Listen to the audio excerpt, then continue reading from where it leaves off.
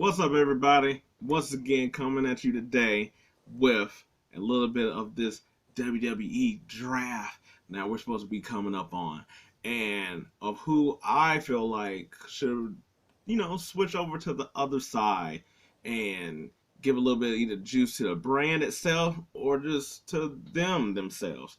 Um, if they're going to make this as permanent, because then couple, last few drafts, what they'll do is for like 3 months or three pay-per-views, that's very like, no, nobody, you on your side and you on that side, and that's how it stays. Y'all only can really talk and meet up when you're at the, when we're at pay-per-views or whatever. And I was like, all right, cool. The pay-per-views, I was like a joint brand. That makes sense. Yeah. Why are they here on Raw? Wait. They're gonna be on SmackDown? Wait, hold on. I was like, that only lasted. Wait, hold on. Why? Yeah. So I'm hoping that it is a little bit more permanent. And I wonder. And I was like, what I would like. I was like, what I would like if they last year they had the war game, but it was the bloodline. I was like, we'll see how long I guess the bloodline lasts, but I wonder if they'll go back to the original Raw versus SmackDown. But I think they should stick to war game at least one more year. At least one more year, because I was like, it's still new, it'll still be cool, it'll still be good, and then you give it a break for a minute. And then we'll go for there. But I was like, because war games is pretty good, I was like, that'd be cool if they just did it again this year in that situation, Raw versus SmackDown, men, women, that type of thing. But yeah, so first of, I guess, if I was, what would go was like SmackDown, who I think should be on there of like switching around, and I guess I'll make this like a they connected obviously because of how they like to do things. Is that I would say Seth Rollins and Becky Lynch. I think they both need it, but since there are a couple that go, I feel like they're both going to stay together anyway. But to me, Seth freaking Rollins and Becky the Man Lynch, they just sort of they've been on Raw so long anyway that they just sort of need to switch anyway. I always liked them on SmackDown more than Raw. I don't necessarily know why. Even though Rollins feels more like a Raw dude, because I was like, I feel like he's been on there a lot more, but I think that's why I want him on SmackDown because I don't remember him as much on SmackDown. Becky Lynch, sort of total. I was like, it's sort of like both, because when I got back into wrestling, she was on SmackDown, and I was like, and she's always sort of been SmackDown in my head, even though recently, last couple of years, she's been on Raw. But she's sort of, I feel like she's more sort of in between. But you've already done what you sort of had on there, and I think being on the blue brand and battling on there, I think for both of them it's a change of pace. Also, I believe that Roman is going to stay on SmackDown, so there's always that lead up in there, along with I guess like the other people that I'm gonna have stay on there. So those two go together. I'm gonna say next one is Bobby Lashley. Is somebody else that I feel like has been on Raw ever since I feel like he came back into WWE. He's been on Raw, so I think he's in desperate need of going to SmackDown. Once again, because Roman's on there, but I think they just need. I was like, he just need another place to showcase himself. And also, too, if they're not going to bring back the Hurt Business, there's really nobody else and then there's really nobody else to fight over at Raw. He did so much with Omos and Theory, and so I just think he just needs to get away from that over there. And I guess in general, now I was like, I hope they would bring back the Hurt Business because you got the Bloodline there. And segue into my next one is the Judgment Day over there. And to me, this one's easy. They've been on Raw this whole time. pretty much Rhea Ripley, the SmackDown champion. I feel like if she's still gonna be part of Judgment Day, you just have them all together. If she's still gonna be in this thing with Dom, then do that as well. So yeah, I feel like this one is just plain and simple, and I think it'd also be cool of the factions because they're going to be so much. I was like Finn is going to try to go for the main championship, so they're going to battle anyways, and there's really and that just seems like it's going to be a good back and forth theater there. So that's too much there. My next one is Angelo Dawkins. Now, I thought about Montez Ford being the one to split because I think he's going to be the one that's going to get the more serious single push than Dawkins. But I believe they're going to keep Bianca on Raw, so they're a couple. They're going to stay together. That one just over there. Even though I think they feel more of a SmackDown people, but I think Dawkins, to me, growing up, SmackDown was always like a place for like second tier people, or I guess the mid card scene people, or that area of mid card lower type of thing. But it always made me think of people that was like, it's just like you just needed a shot and you needed a chance to shine, and people will see you seriously, whether that's being a mid card champion or hell, even possibly lucking into a main event type of, maybe not constant, but just, for a hair off then type of matches. That's what I always just think of SmackDown with. And so to me, Angelo Dawkins, who I don't think they're going to give the big push to, but he's somebody that I feel like could have an Intercontinental U.S. title on him. I don't know. See, Montez, everybody, heavyweight championship for him. Dawkins, I don't know will ever be able to grasp that, but also we don't know. So you put him in a spot to where he's able to show off, and there's not that same thing of like he doesn't seem like he got the potential. He doesn't seem like he has the rocket on his back. So let him go SmackDown, earn himself. It made me think of like when the Dudley got split, but I hope that it's not necessarily the Dudleys getting split.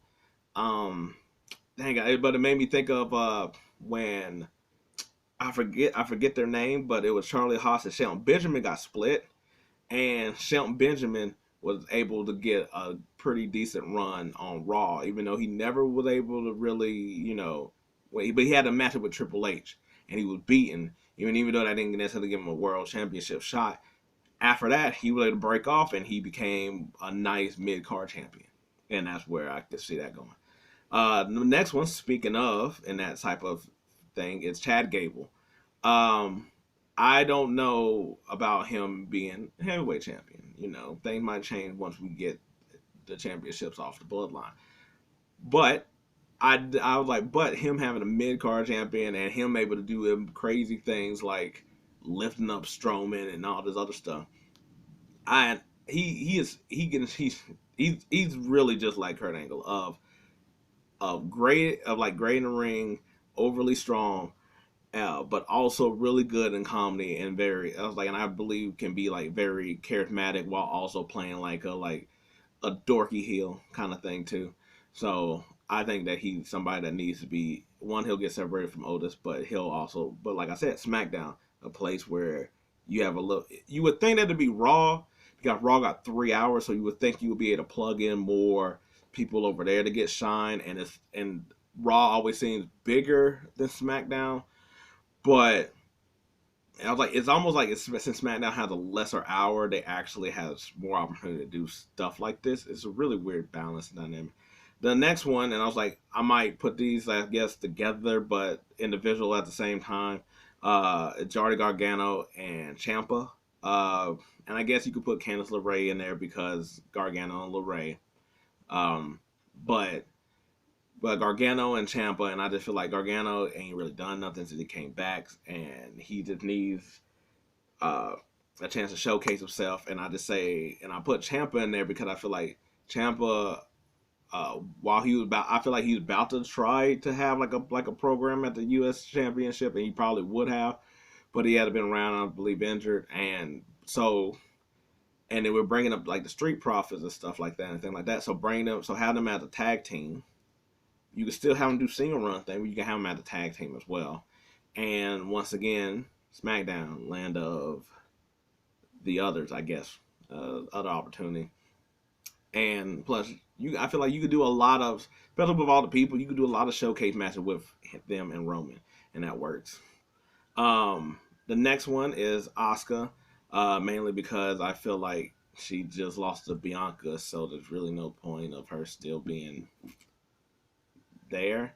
Because I'm like, if you already lost to the main champion, what is there really for you to do? So go to SmackDown, and you have some program with Rhearipley, and at least there, that's at least something new. Or I guess a build up. Auska just sort of in this weird spot where she's a top end person like Becky Lynch and Bayley and Bianca and stuff, but you only and Flair, but you only got one title, so she's sort of just stuck there. Matt Riddle, I was like, I know he just came back and he's been a little bit on both, but I was like, he's been a Raw superstar for the longest. So like ever since he got there, he's been Raw. So throw him on SmackDown. I always thought that his aesthetic and his bro works a lot better on SmackDown. That's just me. Yeah, and I just feel like I feel like him with sort of like that mid card area and possibly heavyweight type stuff. I don't like he just works on there. But I was like some of these people just been on this one program so long that it's just like flip them over. That's all. But I was like and so that's all that is. Mustafaali, that's another person. I was like, I also feel like SmackDown's really good at just having like the more flippity doodah guys. And plus that where he got to start and not really too much, but I feel like he just get lost over there on Raw all the time. So just throw him on SmackDown. And Piper is somebody else that I think needs to go to SmackDown. Also been on Raw for a really long time. Hadn't really had a chance to be in the spot. And I just think like, I mean, I know that her, I just think there'd just be a little bit more opportunity over on SmackDown for her to just showcase herself. But I mean, who knows? Not like there's crazy women matches anyway. But also just and I'll now I was like that's pretty much the ones I think on the top of my head of like of SmackDown. There're probably more, but the harder part is that sort of flipping these people around is like you're also trying to flip them without trying to have them run to the same people that they were just on the same brand with, because all those same people also been on that same brand for a long time. So therefore you're like, jump over here, but they're like, wait, now it's just the same people, they're just on a different color. So that sort of makes the dynamic a lot different. Especially, I was like, now if they do this, now what I was thinking is if they do this in a one big pool, where it's just like how it used to be, where it was just everybody in the back. I think it would make it that draft will be a lot better and easier where you're just plucking people instead of trying to do the whole, well, they're already on SmackDown, they're already on Raw technically, so we're just gonna grab this one and flip it over here. But if it's just one big pool, I think it'll make it easier. And maybe that's how I should. If I had a tag team partner in this, then it would have made it easier to do. But since this just solo dolo right here, hey, and they haven't really established fully how this is going to be. Because I like the old school ways, like the early, like the early 2000s. I feel like that way is the way to do the draft, not this little bull crap where just like you go and then I go, then you go and then I go and then I got to and then you. I was like with how they've been doing it. No. Anyway, Raw side. So with the Raw one, I was like, Liv Morgan, somebody else that's been stuck on SmackDown, and not that I think that she's going to like beat Bianca or nothing like that, but I just feel like, to me, I was like, I don't know, you gotta be able to do that 3 hour for something, and and I was like, her SmackDown title reign didn't go greatly. I mean, I'm a Liv Morgan person. I was like, I really like her. I don't think they necessarily use her properly. I always feel like they don't they like she should be the underdog, but they don't sometimes play her as like the underdog. To me, I was like, because she's like so ragdolly and young and just always like full of spunk. It made me think of like Jeff Hardy for a minute, to where it's like, he always would try. He always would try to like, face up to the big dogs and stuff like that. And but he wasn't in the heavyweight championship matches all the time. He had a couple of them until he was like officially in there. But he had a little comeuppance for a while. And to me, one of the things I never understood was like, a couple years ago, she had her whole thing where she like had a little rant against Charlotte Flair, where she's like, "I'm gonna come back, I'm gonna be better than this," and of course, that was never anything. But they had a chance to bring that back at a point, and they never touched on it. And I thought they should have did that. And if I feel like if they would have did that properly, especially if you would have did it against like Charlotte Flair, not the way that she won it against Ronda Rousey, because that was all like shit. That I feel like if she would have did something and say, not maybe, or like she saved her Money in the Bank, or she won the Royal Rumble and she faced it Charlotte Flair, and then they could have just like had that be a whole thing where Charlotte's at the top of the mountain and you ain't nowhere to be found. But anyway, I was like, the thing that should get a shot there. Drew McIntyre's another one. I was trying to debate between him and Sheamus, but I think at this moment Drew needs to be away from Roman, and especially with this new title they revealed, I think it's even better that he had a chance to be on Raw and maybe particularly be able to win this championship and sort of restart and rejuice him, because I'm like, him going against Roman now, we just like, okay, he's not going to win that one. It's sort of dead. Leave it alone. Yeah, so I think he needs to switch over, go back to where it all started, kind of thing. This one was also a little bit difficult because I was trying kind of like, I didn't say nothing about Austin Theory going to SmackDown. I do think that he probably should go to SmackDown. I was like, just because I was like, how that Cena build? Kind of, it was like Cena, yeah.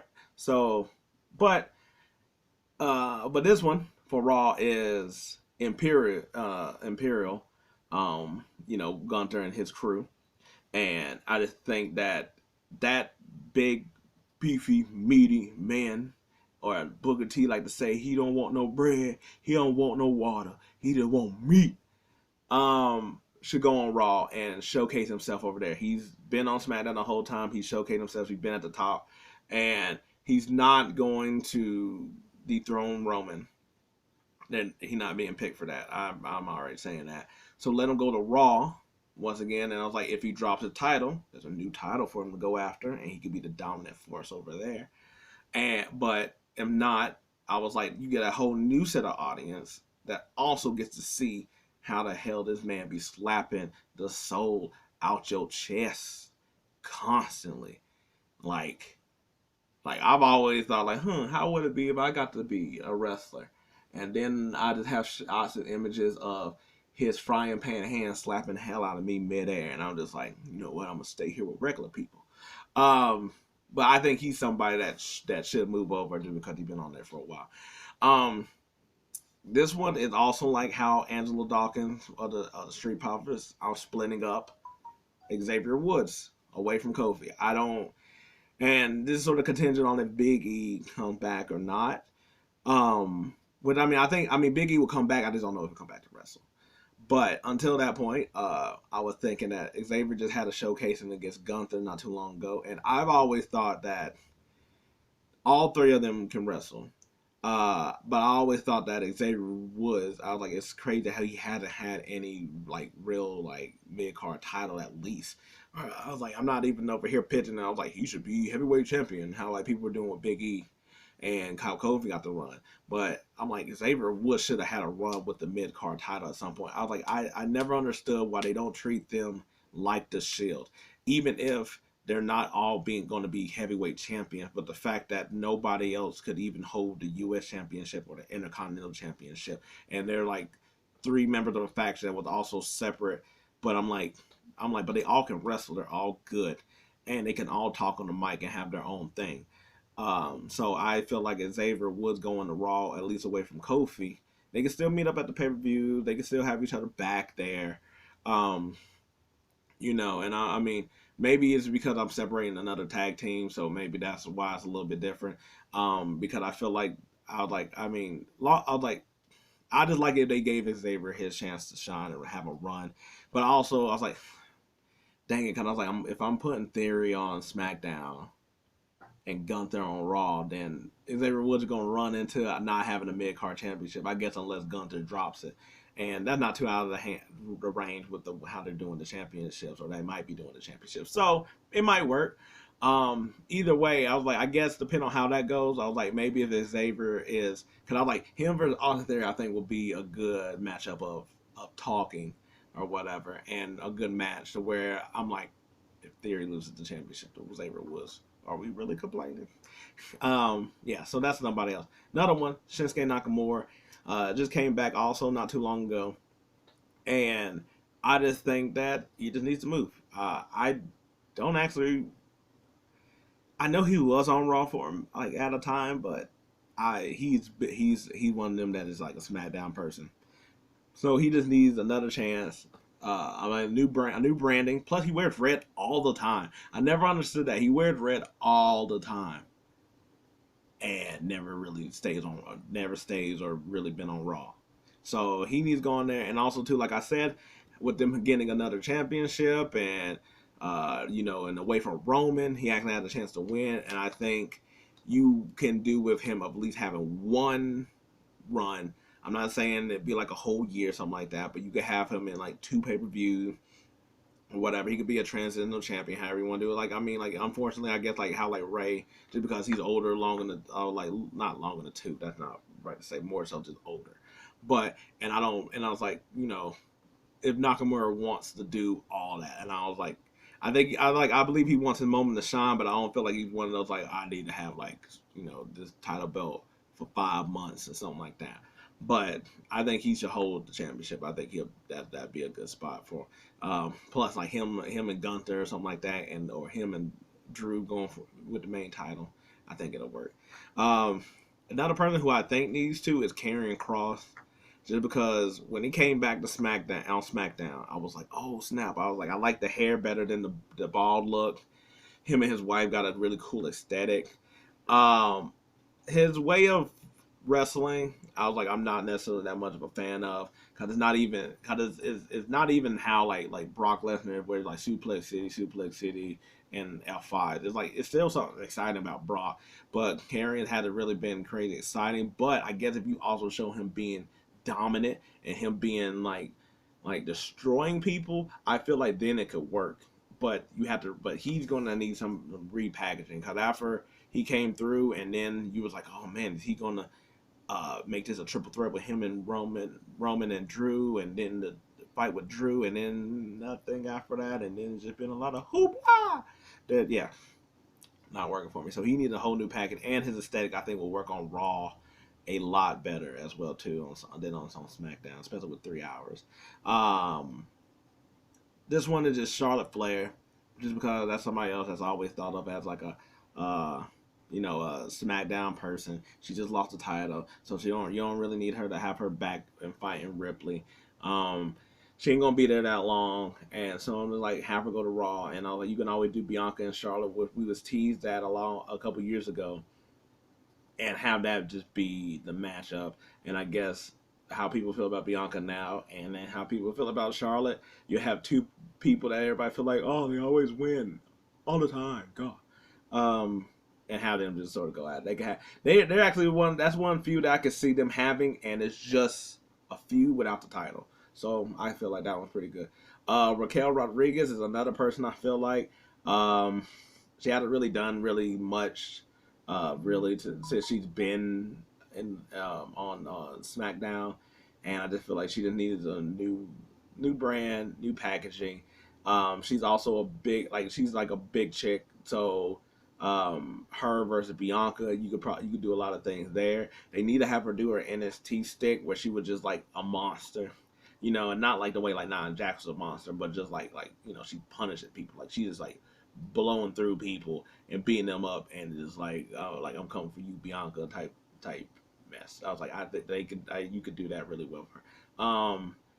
Bringing up the brawling brutes, Petedunne. I feel like it's time now that he goes on to his uh back on his NXT UK stick, and being that monster that was always manipulating your hands and being a tough out to fight, even though he's like, it's like the matchup, and then you can do stuff with, like, you know, him and Gunther and him and McIntyre. I mean, I know they was on SmackDown and stuff, but now it's just him. And I feel like you could bring all that back, and he'd be a good person also to have the mid card title.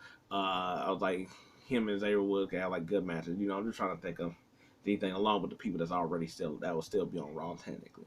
So bring his whole gimmick back up with LA Knight. I think also too, because I was like 3 hours, so he had more room to shine, and talk his talk.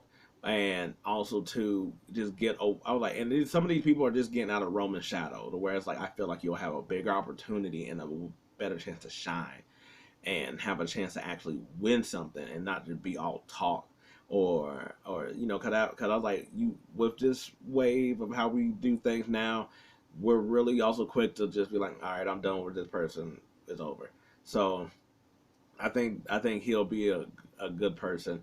I was like, depending on whether they keep the Miz or not, I was like, I don't know. I was like, I mean, I guess you can't have two people that could really, you know, because I was like, LA Knight could talk really well where you don't need the Miz like you did anymore. So maybe with that one, you shift that one over.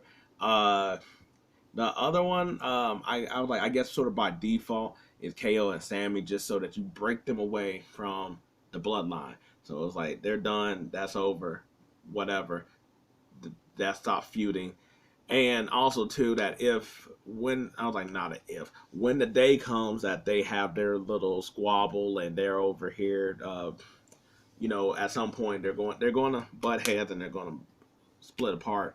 Now, I was like, even though KO sort of been on both, but Sammy been stuck on really on. I was like, he's been on both because of the bloodline, but he's really been on SmackDown for like 4 or 5 years. So yeah, give him a chance to go on Raw, and also KO on Raw. And once again, this is also getting away not only from the bloodline but Roman, to where both of them can have chances of championships, whether it's collectively or separate. KO did a free world heavyweight championship, and Sammy, I was like, of course he could do the mid card title, but he can also do but he can also now have a chance to shine for the heavyweight championship, just because I think now it's looked at even more that's like, no, he can be the heavyweight champion. And I feel like his conspiracy theory gimmick from a couple years ago, and how he's sort of like a redeemable babyface, and I feel like they were going to keep him being the babyface because KO's the prize fighter, so he's always going to be the mean, to do some bitch that's going to keep on, you know. Whereas I feel like Sammy is always he can be the babyface off that will work over there on Raw. Yeah, so I was like, maybe I might do like another version of this, maybe a part 2. Maybe I'll come up with like some honorable mentions or something like that, because I was like, these were just me just thinking about it when I was just sitting down. I was like, oh, I want to see this person. I want to see this person. And also, that would probably be another video, but whoever can win this new heavyweight championship, even though I didn't put them on Raw, I was like, they'll still be in play for the championship. So that is another. I was like, so that'd be a separate thing. But anyway, long video. Sorry about that in some cases. But if you like this, I appreciate it. Thank you. But if not, hey, maybe next time. But until then, I'm out. Peace.